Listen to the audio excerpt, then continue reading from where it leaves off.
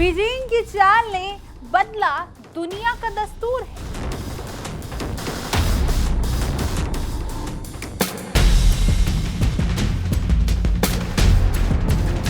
Iran के साहस से तोड़ा वॉशिंगटन का गुरूर है।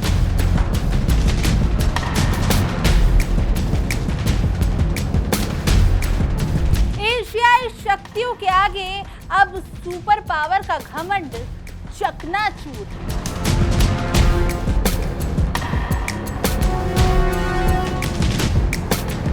क्या बीजिंग और तेहरान ने मिलकर वॉशिंगटन की तबाही का ब्लूप्रिंट तैयार कर लिया है? एक तरफ चीन का रणनीतिक कवच और दूसरी तरफ ईरान की बेखौफ कूटनीति।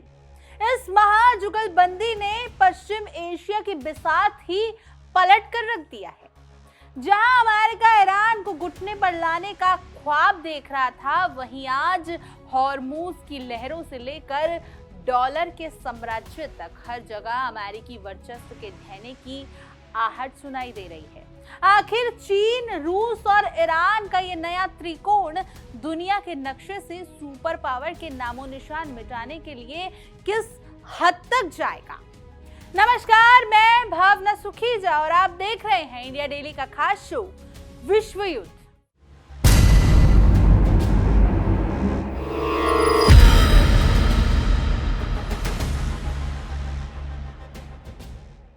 चीन और ईरान के बीच बढ़ती नजदीकी ने वैश्विक कूटनीति के गलियारे में एक नई हलचल पैदा कर दी, जिसका केंद्र बिंदु इस बार बीजिंग बना है।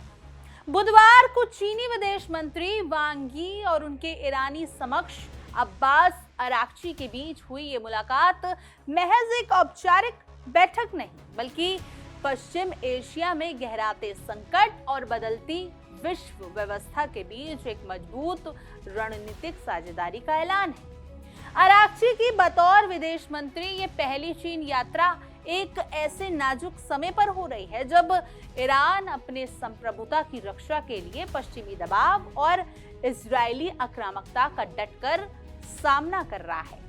ऐसे में दुनिया की महाशक्ति चीन का ईरान के साथ कंधे से कंधा मिलाकर खड़े होना ये साफ संदेश दे रहा है कि बीजिंग अब मिडल ईस्ट की सुरक्षा और स्थिरता में एक निर्णायक भूमिका निभाने के लिए पूरी तरीके से तैयार है।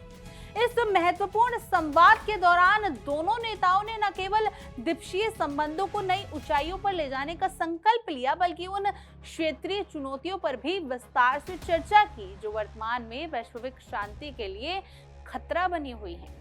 ईरान के लिए चीन हमेशा से एक भरोसेमंद साथी रहा है, जो बिना किसी भारी हस्तक्षेप के राष्ट्रों की संप्रभुता का सम्मान करने की वकालत करता रहा है। अराक्ची की इस यात्रा का उद्देश्य चीन के उन रणनीतिक कड़ियों को और मजबूत करना है जो अमेरिका द्वारा लगाए गए आर्थिक और राजनीतिक प्रतिबंधों के खिलाफ ईरान को एक सुरक्षा कवच प्रदान करती है। बैठक में यह स्पष्ट दिखाई दिया कि ईरान और चीन दोनों ही एक बहुध्रुवीय विश्व व्यवस्था के समर्थन में है, जहां किसी एक पश्चिमी शक्ति का एकाधिकार न हो। वहीं दूसरी तरफ इस मुलाकात ने वॉशिंगटन की धड़कनें बढ़ा दी। अमेरिकी विदेश मंत्री मार्को रूबियो ने ये उम्मीद जताई कि चीन इस अवसर का उपयोग ईरान को हॉर्मूज जलडमरू मध्य यानी स्ट्रेट ऑफ हॉर्मूज पर अपना नियंत्रण कम करने के लिए राजी करने में करेगा। हालांकि अराक्ची के कूटनीतिक रुख से यह स्पष्ट है कि ईरान अपनी सुरक्षा और रणनीतिक जल मार्गों पर अपने वैध अधिकारियों से समझौता करने वाला नहीं है। ओमान की अपनी पिछली यात्रा का जिक्र करते हुए अराक्ची ने पहले ही साफ कर दिया था कि हॉर्मूज जलडमरू मध्य की सुरक्षा ईरान और ओमान जैसे तटीय क्षेत्रों की जिम्मेदारी है। चीन ने भी उस क्षेत्र में सुरक्षित आवाजाही का पक्षधर है, लेकिन वो पश्चिमी देशों की तरह दबाव की राजनीति के बजाय ईरान के हितों और उसकी क्षेत्रीय स्थिरता को प्राथमिकता देता दिख रहा है। अब्बास अराक्ची की बीजिंग यात्रा उनके व्यापक कूटनीतिक अभियान का एक अहम हिस्सा है, जिसके तहत वो हाल ही में पाकिस्तान, ओमान और रूस का दौरा कर चुके हैं। खासकर रूस में राष्ट्रपति पुतिन के साथ उनकी मुलाकात ने यह साबित कर दिया कि ईरान के पक्ष में एक नया और शक्तिशाली वैश्विक ब्लॉक तैयार हो रहा है। पुतिन के द्वारा ईरान की संप्रभुता के लिए उनके संघर्ष की सराहना और शांति बहाली में ईरान के हितों का समर्थन करने का वादा तेहरान के बढ़ते अंतर्राष्ट्रीय कद को और दर्शाता है। अब चीन के साथ हुई इस बातचीत ने उस भरोसे को और पुख्ता कर दिया है कि पश्चिम एशिया के संकट का समाधान पश्चिमी सैन्य हस्तक्षेप में नहीं, बल्कि क्षेत्रीय शक्तियों और उनके विश्वसनीय सहयोगियों के बीच संवाद में छिपा है।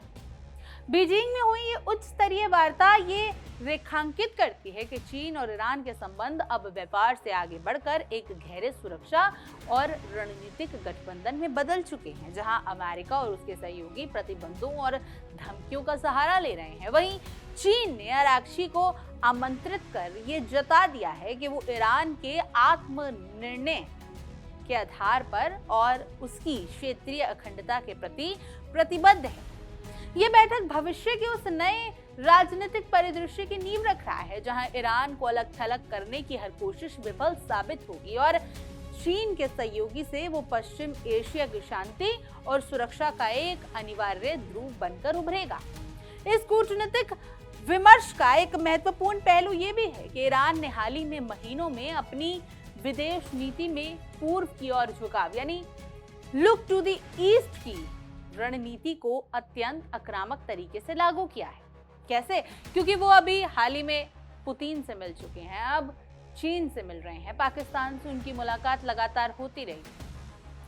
अब्बास अराक्ची का पाकिस्तान और ओमान के बाद सीधे बीजिंग पहुंचना ये दर्शा रहा है कि तेहरान अब अपनी सुरक्षा और व्यवस्था के लिए पूरी तरीके से एशियाई शक्तियों पर भरोसा कर रहा है। चीन के लिए ईरान केवल ऊर्जा का स्रोत नहीं है, बल्कि बेल्ट एंड रोड इनिशिएटिव यानी BRI के तहत एक ऐसा रणनीतिक साझेदार है जो मिडल ईस्ट और मिडल एशिया के बीच एक मजबूत कड़ी का काम करता है।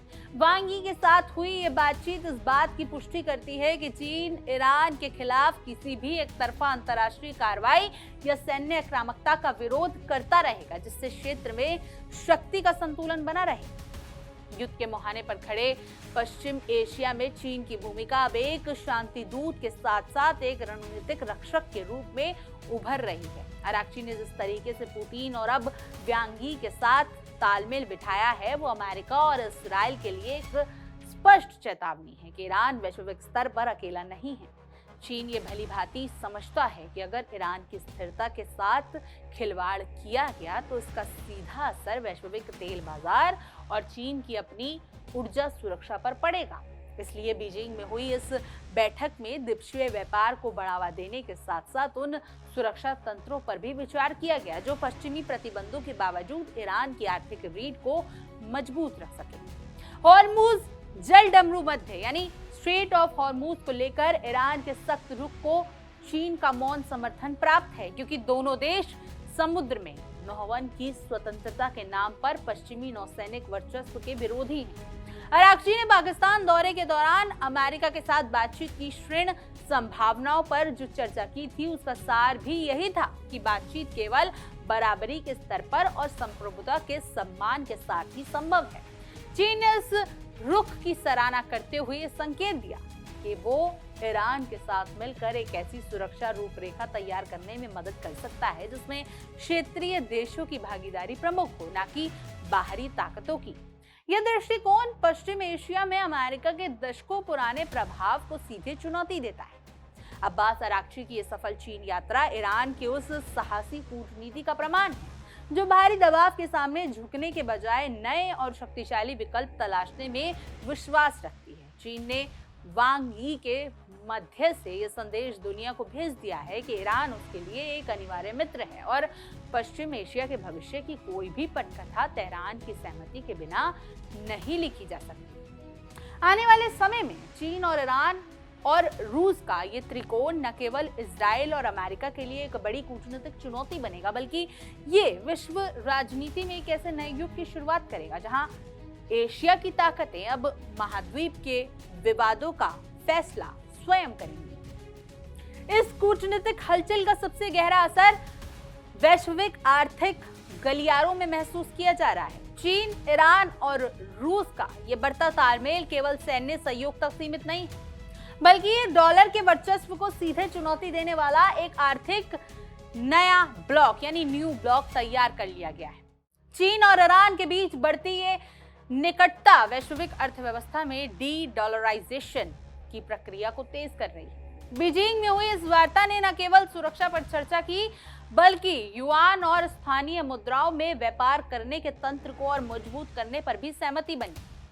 ईरान के पास मौजूदा विशाल ऊर्जा संसाधन और चीन की मैन्युफैक्चरिंग पावर मिलाकर एक ऐसी आर्थिक दीवार खड़ी कर रखे हैं जिसे पार करना पश्चिम प्रतिबंधों के लिए असंभव होता जा रहा है। ये त्रिकोण यानी कि चीन, ईरान और रूस अब दुनिया को ये संदेश दे रहे हैं कि वैश्विक व्यापार के लिए अब वॉशिंगटन के इशारों पर चलने की जरूरत है ही नहीं।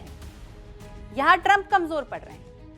खैर, आप पहले इसी मुद्दे पर अमेरिका की जिस तरीके से अर्थव्यवस्था चरमरा रही है उसी मुद्दे पर देखिए हमारी खास सहयोगी नैना यादव की ये खास रिपोर्ट। अप्रैल 2026 में अमेरिका में महंगाई दर बढ़कर पहुंची 3.3%, जो फरवरी 2026 में थी 2.4%।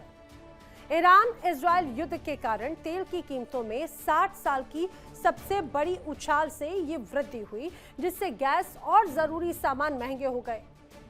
अब ओसीडी के अनुसार इस वर्ष महंगाई 4.2% तक रहने का अनुमान है, जो मंदी का संकेत दे सकता है। जाहिर है कि इसका असर मिड टर्म इलेक्शन पर भी पड़ेगा। अमेरिका में महंगाई का क्या कारण है वो समझिए। दरअसल एक महीने में महंगाई 2.4% से बढ़कर 3.3% तक पहुंची। 2022 के बाद अब तक की सबसे तेज महंगाई दर है। महंगाई के कारण अमेरिका में हाहाकार जैसे हालात हैं। ईरान अमेरिका तनाव के कारण ऑयल सप्लाई प्रभावित हुआ, तो सप्लाई रुकने से ईंधन के दाम में रिकॉर्ड उछाल आ गया। अमेरिका में गैस की कीमतों में रिकॉर्ड स्तर पर अब वो पहुंच चुकी हैं। कच्चे तेल की कीमत भी 120 से 126 डॉलर प्रति बैरल तक पहुंच गई है। महंगाई के कारण अमेरिका में लोग परेशान हैं। पेट्रोल और ईंधन की उपलब्धता प्रभावित हो रही है, तो खाने पीने की चीजों के दाम भी बढ़ने से अब जनता परेशान है। अमेरिका में आर्थिक मंदी का खतरा लगातार बढ़ रहा है, तो अमेरिकी शेयर बाजार में लगातार गिरावट भी दर्ज की जा रही है। ऊंची ब्याज दरों से आर्थिक दबाव बढ़ा है, तो अमेरिका पर $39 ट्रिलियन का एक तरह से कर्ज भी आ चुका है। जंग की वजह से लोगों में डोनाल्ड ट्रंप के प्रति जमकर नाराजगी दिख रही है, और इसका सीधा असर है उनके अप्रूवल रेटिंग पर।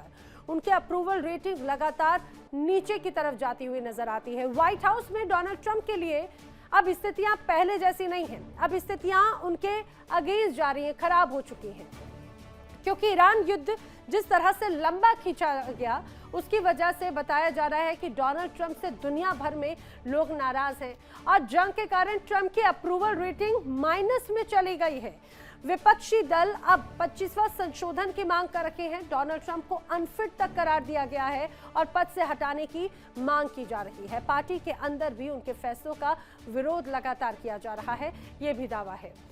फिलहाल डोनाल्ड ट्रंप के सामने मुश्किल तो बड़ी है, और इस साल के अंत में मिड टर्म इलेक्शंस होने हैं, और अगर नाराज जनता ट्रंप को पार्टी को समर्थन नहीं करती है तो ट्रंप सरकार के लिए मुश्किलें जरूर बढ़ती हुई नजर आएंगी। अब मिड टर्म चुनाव में बहुमत खोने का खतरा भी डोनाल्ड ट्रंप के लिए लगातार है। जी हाँ, मिड टर्म चुनाव में डोनाल्ड ट्रंप अपनी इस लोकप्रियता के चलते जो बहुमत है वो तो कभी नहीं पा पाएंगे। डेमोक्रेट्स अगर जीते हैं तो डोनाल्ड ट्रंप के लिए संकट बढ़ जाएगा। ट्रंप के खिलाफ महाभियोग लाने की तैयारी है, और आखिरी 2 साल पंगु जैसे हो सकते हैं। अप्रूवल रेटिंग में गिरावट है, जनता नाराज है, कार्यकाल का अब तक का सबसे निचला स्तर है, और इन सारी परिस्थितियों से पार्टी को सीटों के नुकसान का डर सता रहा है। और बढ़ती महंगाई, उसे कैसे भूल सकते हैं। बढ़ती महंगाई और ईंधन की कीमतों से जनता में जमकर नाराजगी है। कीमतों में उछाल है तो मतदाता भी असंतुष्ट है। रिपब्लिकन पार्टी के प्रचार पर भी सीधा इसका असर पड़ सकता है। वहीं कई अमेरिकी ट्रंप की नीतियों से असहमति जताते हुए नजर आते हैं। वहीं रिपब्लिकन खेमे में भी बड़ी नाराजगी है, और डोनाल्ड ट्रंप के जो बयान हैं वो तीखे बयान, और उनके व्यवहार पर भी अब जनता चिंता जाहिर कर रही है। उनके पार्टी के नेता चिंता जाहिर कर रहे हैं। अमेरिका अपने ताकतवर हथियारों के दम पर ही ईरान को झुकाने की कोशिश कर रहा है, जबकि ईरान के पास में अपने छोटे लेकिन कारगर हथियार हैं। लेकिन क्या आप जानते हैं कि ईरान के हथियारों के विकास में अमेरिका का बहुत बड़ा योगदान है। अब्बास अरागची की बीजिंग यात्रा ने यह भी स्पष्ट कर दिया कि ईरान अब अपनी सुरक्षा के लिए केवल आत्मरक्षा पर निर्भर नहीं है, बल्कि उसे दुनिया की सबसे बड़ी उभरती महाशक्ति का रणनीतिक संरक्षण प्राप्त है। जहां अमेरिका ने दशकों तक पश्चिम एशिया में अपनी सैन्य मौजूदगी से नियंत्रण बनाए रखा, वहीं चीन अब निवेश और कूटनीतिक मध्यस्थता के जरिए अपनी जगह बना रहा है। ये बीजिंग मॉड्यूल क्षेत्रीय देशों को यह विकल्प दे रहा है कि वो युद्ध और धमकियों के बजाय विकास और आपसी सहयोग का रास्ता चुने। यदि ईरान चीन के साथ सहयोग से अपनी अर्थव्यवस्था को स्थिर करने में सफल रहता है तो ये अमेरिका की प्रतिबंध कूटनीति की सबसे बड़ी हार होगी। चीन और ईरान के बीच ये संवाद भविष्य के उस नए राजनीतिक परिदृश्य की नींव रख रहा है, जहां एशिया के विवादों का फैसला अब व्हाइट हाउस के बजाय एशियाई राजधानियों में होगा। हॉर्मुज जलडमरू मध्य यानी स्ट्रेट ऑफ हॉर्मुज से लेकर दक्षिण चीन सागर तक ये नया गठबंधन अमेरिका की नौसैनिक और आर्थिक सर्वोच्चता को चुनौती देने के लिए तैयार है। आने वाले समय में ईरान को अलग अलग करने की हर कोशिश न केवल विफल साबित होगी, बल्कि चीन और रूस के सहयोग में वो पश्चिम एशिया की शांति और सुरक्षा का एक ऐसा अनिवार्य ध्रुव बनकर उभरेगा जिसे नजरअंदाज करना किसी भी वैश्विक शक्ति के लिए मुमकिन है ही नहीं। ये वास्तव में एक एशियाई सदी यानी एशियन सेंचुरी की शुरुआत है, जहां शक्तियां अब पश्चिम से पूर्व की ओर स्थानांतरित हो रही हैं, यानी शिफ्ट हो रही हैं। आपकी इस मुद्दे पर क्या कुछ राय है? क्या ये सच में ऐसा है?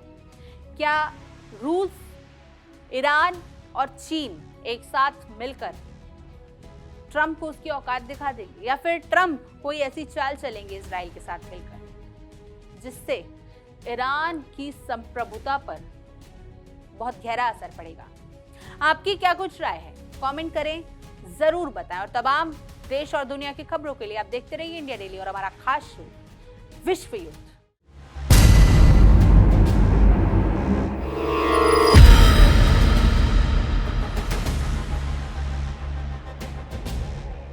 देखिए इंडिया डेली 24/7 अब आपके स्मार्ट टीवी पर। इंडिया डेली मौजूद है सभी डिजिटल प्लेटफॉर्म पर लाइव और लगातार। इंडिया डेली 24/7 हर दिन राष्ट्र को समर्पित।